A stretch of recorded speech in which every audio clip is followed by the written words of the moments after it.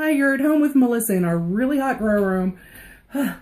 Today we're going to kill fungus gnats, and we're going to do it using a predator called Hypoaspis miles. And I'm going to tell you a little bit about fungus gnats first before I move on to talking about these guys. Fungus gnats, you know you have them if you're seeing these little black gnats smaller than a mosquito, and they're flying usually around the soil of your plants up to the top of the plants and things, just kind of flying slowly around there. Sometimes, and this is why I want rid of them. I want rid of them because they annoy me. They don't always stay by your plants. Occasionally they decide to go on vacation and go swimming, and they decide to swim in your drink. And you look down and you see a little dead bug in your drink. I don't care if insects are healthy. I don't want to drink them. I just don't. And they'll also fly sometimes right in front of your face. And they look like one of those floaters in your eye. Annoying.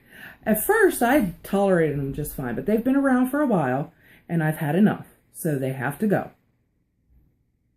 And their larvae is the concern for a lot of people. Their larvae are itty-bitty. You can't even see them with the naked eye.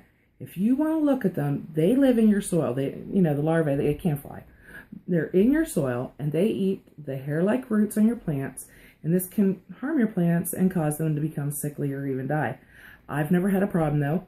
This, for example, is a Roma tomato that I planted a while ago. I've had to transplant it 3 times already, waiting for growing season to start.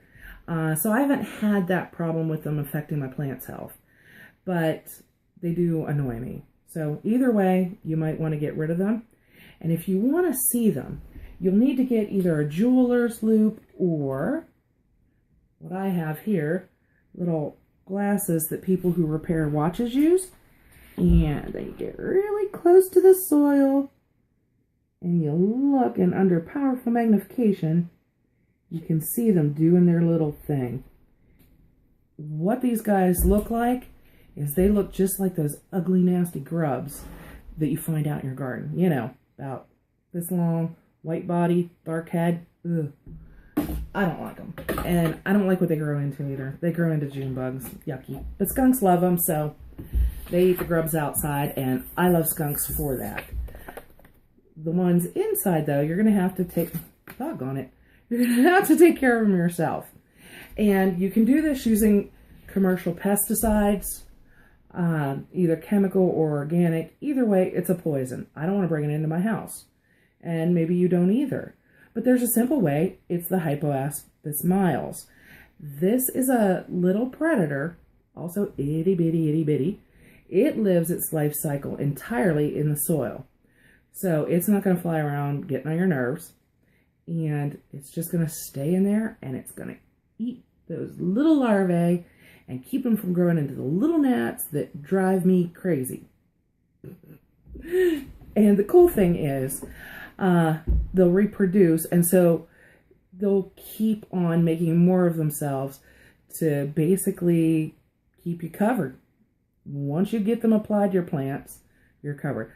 The drawback is that you're going to have to apply them to each of your plants because they can't get out and get from one to the other. And if you have a stockpile of soil for transplanting, probably want to apply it to that too.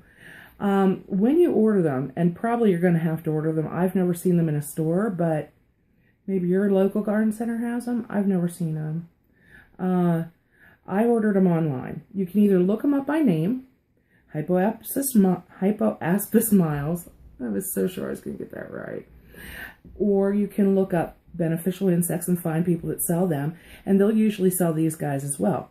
They'll come to your door in a dormant state, and it's advised that you use them right away, but if not, you can keep them a certain amount of time in your refrigerator. And the way you awaken them out of their dormancy is to add them to lukewarm water. Now, if you're going to use tap water and you have chlorinated water, make sure ahead of time to add your water to an open container and to allow it to sit out for 24 to 48 hours. This will let the chlorine evaporate out of it, because you don't want to have chlorine in there, because that can kill these little guys. Likewise, for the application of them, you can use a pitcher or whatever. You just pour them on because they're in the water, or you can use one of those applicators that people use to apply chemicals to their lawns. If you're using one of those, make sure it hasn't been used to apply chemicals, because the residue could probably kill them as well. That's what I'm using, and I already have it ready to go. With these things, you add everything into it, put the lid back on, pump the handle up and down to add air into here, to add pressure to it, and that pressure then forces whatever it is you want to spray out of the nozzle at the end, and it has a little trigger that you use. You want to just put them in the soil, not because they'll hurt your plant if they get on the leaves or stems, but because that's not where they live, so why waste them? So, oh, this guy's lost his pressure. But anyway, you'll spray them gently on the soil, and you don't want to have much pressure because you don't want your soil to fly around.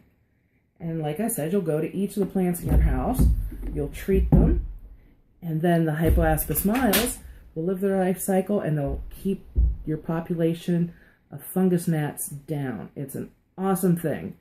It's a lot of fun, and there are a lot of things about using them instead of chemicals that just kind of makes you feel like a mad scientist. Anyway, that's the helpful hint that I have for today. I'm glad you joined me, and I hope that you join me again in the near future. I think we're going to be doing some really cool stuff, so you might want to check in, and wherever you are, I hope that you have a great day or a great evening. As you can see, it's evening here. So have a nice time. And thanks again. Bye-bye.